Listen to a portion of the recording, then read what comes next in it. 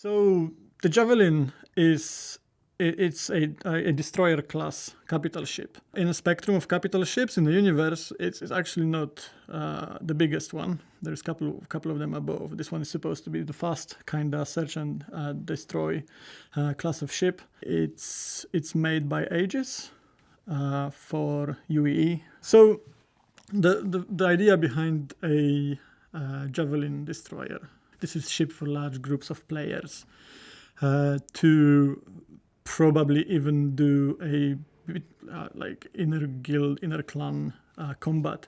It's almost like in, let's say, a medieval MMO. That would be your castle. It's incredibly expensive to run. It's very expensive to outfit. It's quite complex to fly properly. It's definitely very, very expensive to lose. So it's going to be a ship that's being taken out by groups of players for those important tasks, or for the more kind of risky and funs of gambling and excitement. Maybe this is something you want to do and give it a go and see how you fare against maybe another fleet, and see who comes.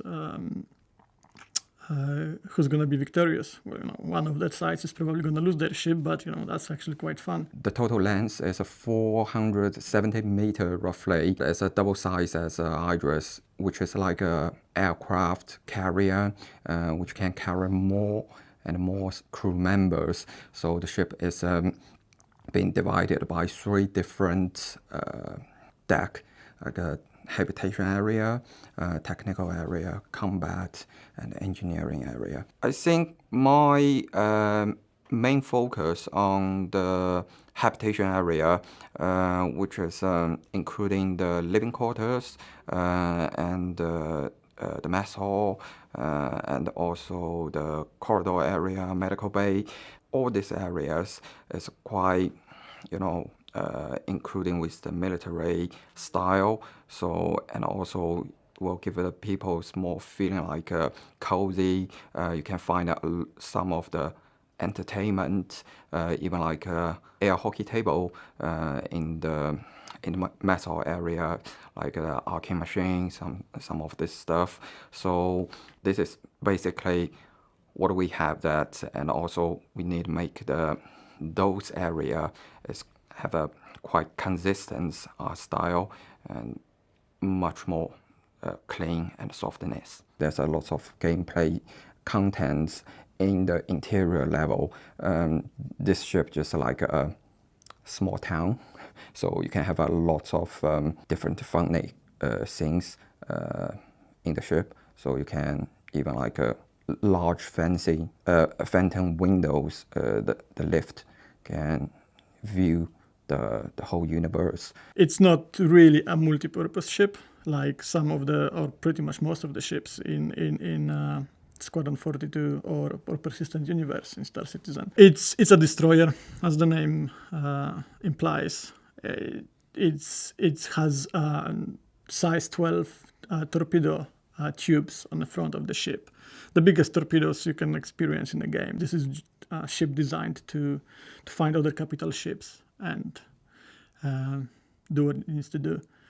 It also has an array of manned anti-aircraft turrets, and it also has a contingent of Marines and a dropship that it's basically just for Javelin's use, which can be used for initiating boarding actions, and also it can receive small deliveries. If the launching pad is empty, you can land a small transport ship and resupply the ship with like ammunition and stuff like that, which is gonna be quite cool, I think. So the whole process of Javelin followed fairly closely Idris. So Idris was the first capital ship created by us. Idris kind of set the visual style of the Aegis capital ships. It created first pools of modules we can build rooms and corridors out of. And I was given a task of taking this small pool of and this style, and basically expand it on a ship that's much bigger. So build the first rooms out of what's already there, and then whatever kind of holes you are left with, fill it with something new. So you can kind of, instead of rebuilding stuff from scratch, you pretty much expand on what's already there. The layout of the ship was set by the original concept artists very long time ago. It has to change quite drastically. Not a lot of stuff was left in place. I'm pretty sure only like the cargo hold and the hangar and the general what kind of rooms are actually on board was left intact. But once we built what was concepted and started running inside of it, it didn't feel right. The corridors were super long. It didn't create a nice kind of gameplay loops. It was probably way too easy to defend. It wasn't interesting enough to run around, and it was a little bit confusing. So there was another pass over the interior of the ship, where we created a little bit more game-like interior, sacrificed the realism and efficiency. Like, they probably wouldn't build this ship exactly like that when it was a real ship, but realism is very often a enemy of fun, so you have to kind of spice things up a little bit from time to time. We built that again. It was a little bit better, but because we created few more corridors, we created few more areas of interest, the total length of corridors in the ship became very long. By fixing one problem, we kind of introduced another problem, which was you never really knew where you were on the ship.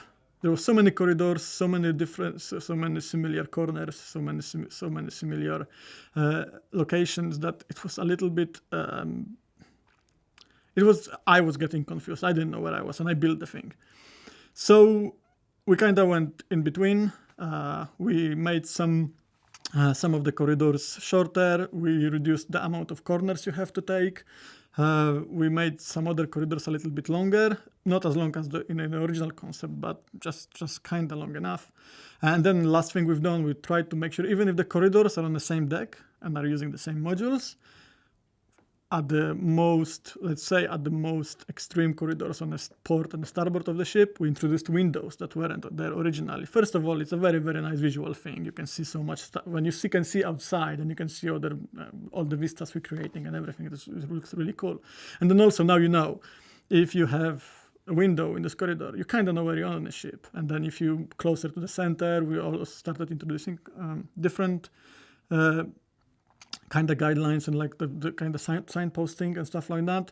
And I think we are in a really good place right now. Obviously, the ship is almost finished, but it's much less confusing than what we kind of struggled with at the beginning. The main thing that kind of really differentiates it is probably the amount of space we had to play with in doing it. So we could literally have a whole industrial deck. So you'll have a deck where there's all the engineering components, everything that you would think about what needs to get the ship running.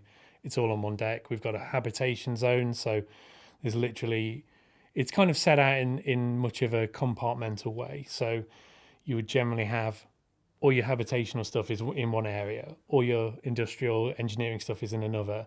You've got the bridge, which has got all your ship computers and everything running in the back. And it's just really nice that we've been able to have such a big area to play around with and make everything make sense rather than shoehorning things in. The ship, because it's quite big, we had to make different visual kind of cues for every deck. So we have the engineering deck at the bottom. You have a living quarters and kind of like the most populated deck, which is the middle deck, which is more of like a lived-in area where you have a lot of kind of leathery pillows, and it seems like much safer and nicer place to be. We called the set. The module set for it, we called it Zen, so it's like nice, and you know, you would want to be there.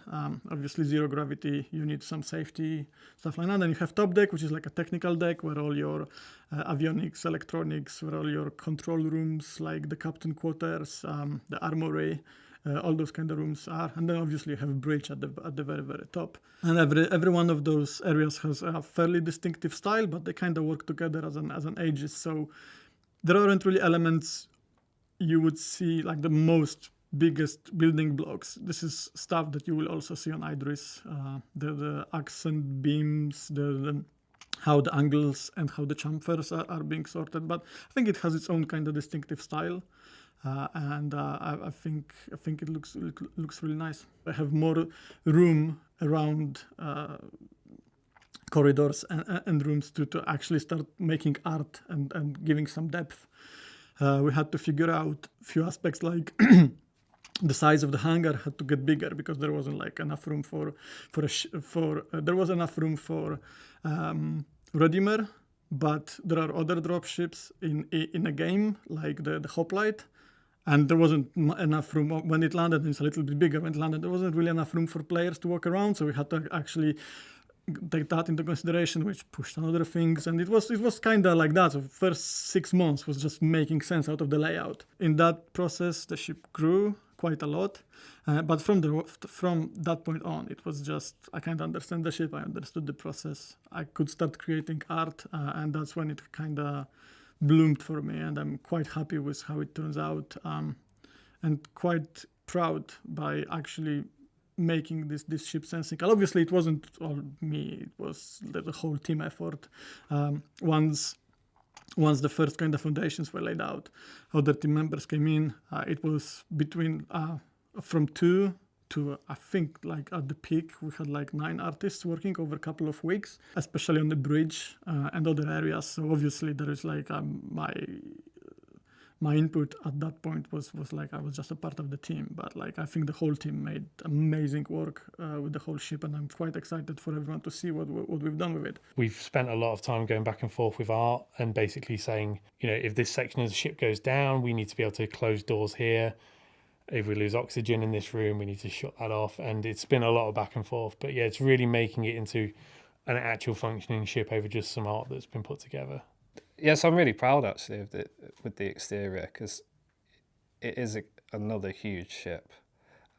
So having any kind of high level of detail across a mesh that's that big is always a challenge. But I think with the pipeline that we have and the way that we've approached it, I think it kind of holds up really well, even quite close up. So and I do actually really like the design of the Javelin exterior with the kind of 2 forks at the front of the ship. Yeah, so one of the coolest parts of the Javelin exterior is the large turret on the top and the bottom of the ship.